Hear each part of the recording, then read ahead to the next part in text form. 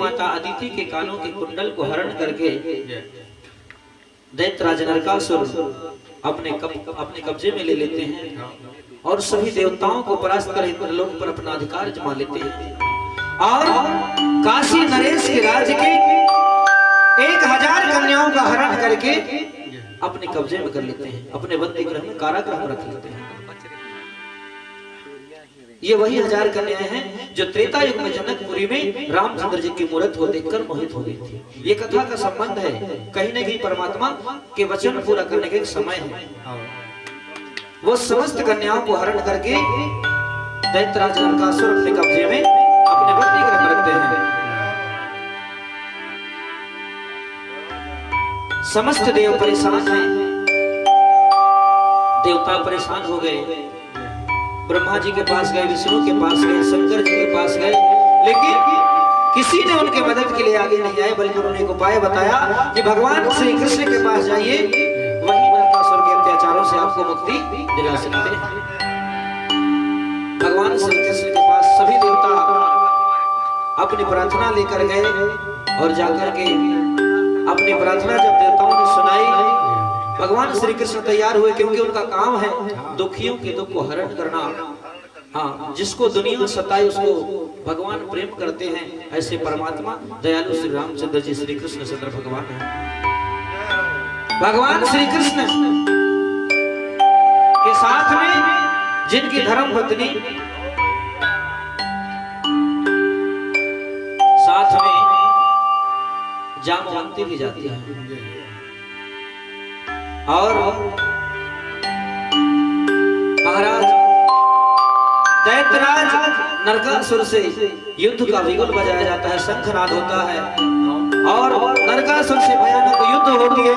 अंत में भगवान श्री कृष्ण नरकासुर को मार देते हैं और देव माता अदिति के कुंडल हासिल कर लेते हैं और वो 1000 कन्याओं को नरकासुर के बंधन से मुक्त करके उनको छोड़ देते हैं।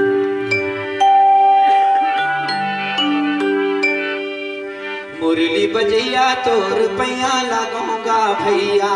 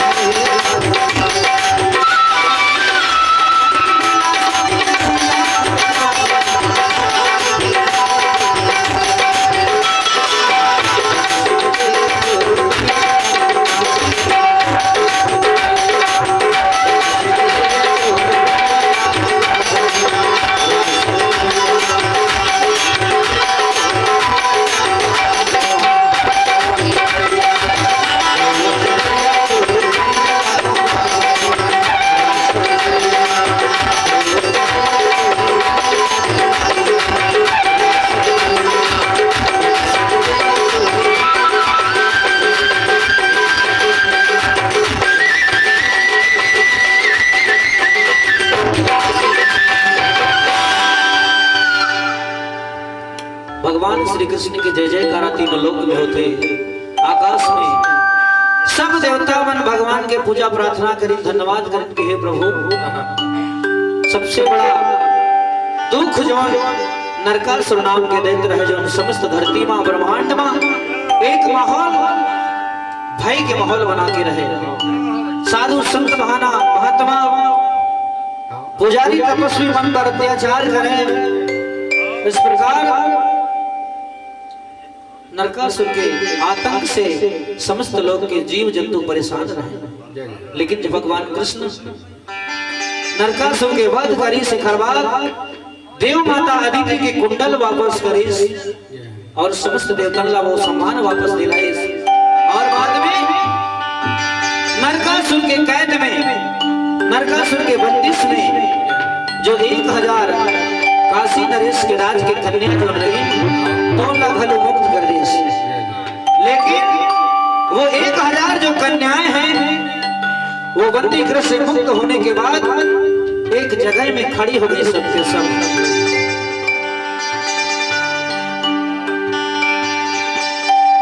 और बोले हे परमात्मा, हे प्रभु, हे दीन बंधु, हे दीनानाथ, हे दीनों पर दया करने वाले, हे कृपालु, हे कृपा निधान, तो हमरा मुक्त कर दे, कर ले, नरकासुर के कब्जा ले हमला मुक्त करेगा।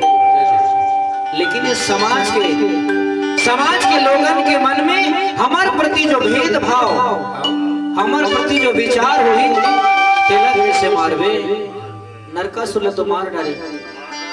लेकिन ये समाज के मन में हमारे प्रति कुविचार की जो धारणा होगी, कैसे मार दो भगवान। और हमारा समाज अपमान की दृष्टि से देखी।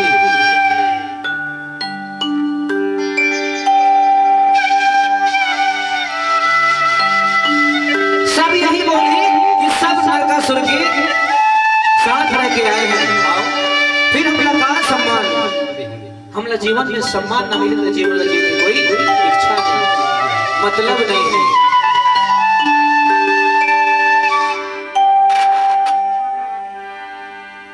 भगवान श्री कृष्ण से 1000 जो कन्याएं हैं यही विनती करते हैं कि हे प्रभु, हमला तो नरकासुर की बंदिश से मुक्त तो करे, लेकिन ओखर से बड़ा तकलीफ हमारे जीवन में आ गई।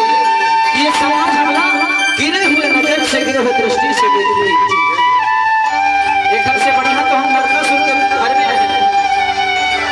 सो हे भगवान, हमला संसार में समाज में सम्मान को देगी। भगवान कृष्ण बोले सभी कन्याओं से, और सभी कन्याएं कह रही हैं बार बार, और वास्तविकता है। देखो माता जानकी कितनी सुरक्षित थी, लेकिन एक धोबी ने वह बात ओपन कर दिया, और अंत में माता जानकी को ऐसी अवस्था में, ऐसे समय में भी भगवान राम ने उनका त्याग किया। किसके कारण? सिर्फ एक समाज के व्यक्ति के कारण। इस प्रकार वो कन्याएं बोल रही, हम तो काफी दिनों से दैत्यराज नरकासुर के कब्जे में रहे, भले हम सुरक्षित हैं, पवित्र हैं, लेकिन समाज के नियम, आज समाज बोलने को स्वतंत्र है, और जिसके मुंह में जो आ जाए बोलने को बोल देता है। सो हे कृष्ण, हे केशव, हे मोहन, बताइए हमें समाज में सम्मान कौन देगा? तो हे प्रभु ऐसा करिए, जिस प्रकार आपने हमें नरकासुर के कैद से आजाद किया है वहां तक तो ठीक है, लेकिन एक काम और करिए प्रभु कि आप हमें अपने ही हाथों से, अपने योग अग्नि से हो, चाहे जैसा भी हो, अब हमारे शरीर का आप अंत कर दीजिए। भगवान कृष्ण बोले, देवी मैं संसार में लोगों को कल्याण करने का अवतार हुआ है मेरा, मैं लोगों को जीवन दान देता हूँ, मैं किसी के जीवन लेता नहीं। रही बात मान सम्मान की, आपको समाज के मान सम्मान का भय है ना, दुनिया अगर लगता है आपको ठुकराएगी तो दुनिया ठुकराए तो कोई बात नहीं, तुमको अपनाऊंगा। ऐसा कहकर भगवान श्री कृष्ण बोले कि चलो, तुमको दुनिया ठुकराएगी, इस चीज का तुमको भय है, शंका है, संदेह है। चलो ऐसा करते हैं, मैं तुम्हारे साथ शादी कर लेता हूँ, तब तो तुमको समाज में सम्मान मिलेगी। और भले सम्मान समाज कब में मिले न मिले, लेकिन मैं अपने जीवन में तुमको पूर्ण सम्मान दूंगा और मैं तुमसे शादी करके तुम्हारे पति के रूप में तुमको पूर्ण सम्मान दूंगा। ऐसा कहकर भगवान श्री कृष्ण 1000 उन कन्याओं से एक साथ सामूहिक विवाह करते हैं। तभी से भगवान को कहते हैं कि 16,108 वो 16,000 कन्याओं के साथ एक बार में वर्ण करके भगवान कृष्ण सबको वो सम्मान देते हैं जिन कन्याओं को समाज का डर था। इस प्रकार दयालु भगवान होते हैं जो अपने भक्तों के मान रखने के लिए खुद गिर जाते हैं, लेकिन भक्त का मान बना रहे, ऐसा विचार भगवान का।